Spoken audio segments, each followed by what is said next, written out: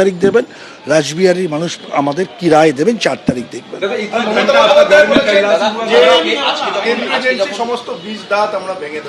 দেখুন, আমি মমতা দি কি বলেন তার উপর উত্তর দেওয়ার ক্ষমতা ঔদ্ধত্য আমার নেই। আমি এগুলো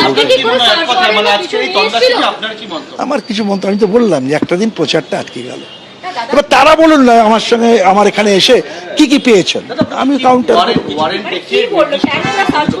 আবার আপনি বলছেন আপনি কেন আমায় জিজ্ঞেস করছেন না কেন?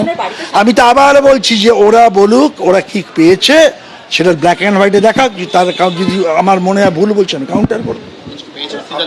আমি আবার বলছি যত যা জিজ্ঞেস করুন। আমি দাঁড়িয়ে বলছি আপনারা যদি কাগজ দেখান আমি কাগজ দেখিয়ে উত্তর দেব, কিন্তু বিশেষ সূত্রের কথায় উত্তর আমি দেব। আমি আবার বলছি আপনি ওদের জিজ্ঞেস করুন দিয়েছে কিনা বলুন, যদি ওরা দিয়ে থাকে বলে আমি দেখিয়ে দেবো। আমি আবার বলছি, আমি শুনুন, আমাকে যারা চেনে তারা জানে আমি খুব কম কথা বলি, এত কথা বলতেও আমি ভালো পারি না, মানে আমি কথাটা খুব কম বুঝি এবং কম বলতে পারি।